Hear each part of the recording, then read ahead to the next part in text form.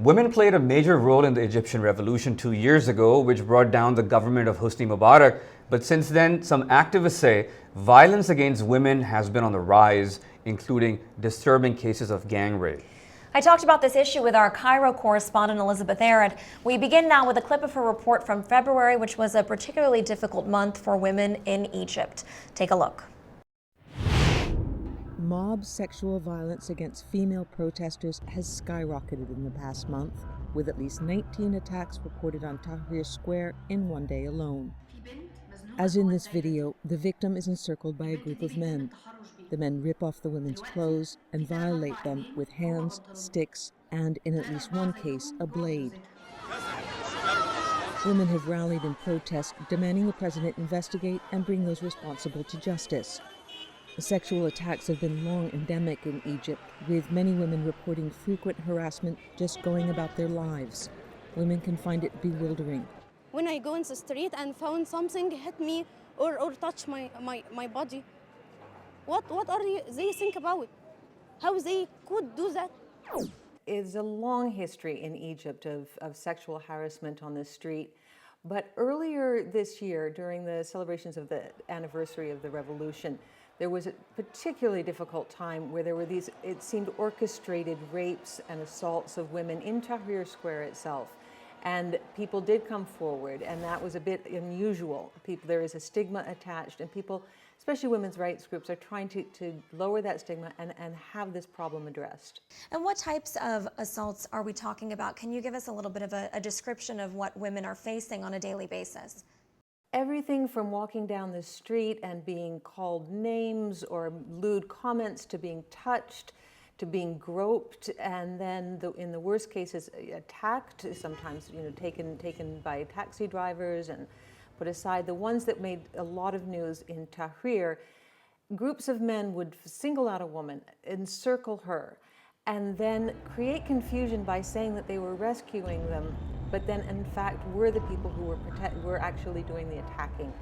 And it would be rapes with blunt instruments and tearing off their clothes and various forms of sexual assault. They were quite graphic and quite disturbing. In post-revolution Egypt, the number of women reporting sexual harassment and violence has skyrocketed. So too, it appears, has the tendency to blame women for the assaults against them. What else does she expect when she walks down the street with tight, revealing clothes in a provocative way? What else can these men do? I don't want to say it's a natural response, but they're not entirely to be blamed. How pervasive is this viewpoint? Women do get blamed. They get blamed by their family for bringing on such attention to themselves, and it's part of a patriarchal as well as a conservative religious background.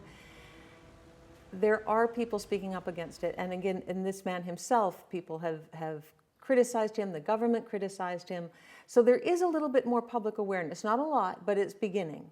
And how widespread is this problem across the Arab world? Is this just an Egyptian problem, or is this an Arab world issue? Well, I must say from my travels, I've never seen it anywhere as bad as here, and I've heard that from other journalists who cover situations throughout the region. Egypt does have a reputation, and it isn't clear where it comes from. You talk about the dangers that face Egyptian women, but also we've seen journalists, foreign journalists, face attacks as well. You yourself, as a woman journalist, do you have any fear? Well, it's oddly, the one time that I was groped, and it was by the police, but it was under Mubarak's era. It was before the revolution, and was young riot police, and that was just what they did. And there was nothing. I tried to talk to them about it, and they just thought it was all very funny. It is difficult. You have to be aware. You try and go in with other people and make sure that you have people looking out all around, because it can be a very difficult situation. What do you think can be done to stop it? It would be very nice, I think, and this is what a lot of the human rights and women's rights groups would like, is to see this made a priority of the Egyptian government. Mr. Morsi did come up with an initiative of women and women's issues and women's rights.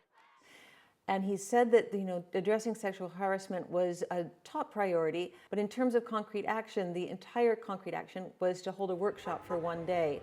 So people are really expecting more and more serious ways of addressing this problem.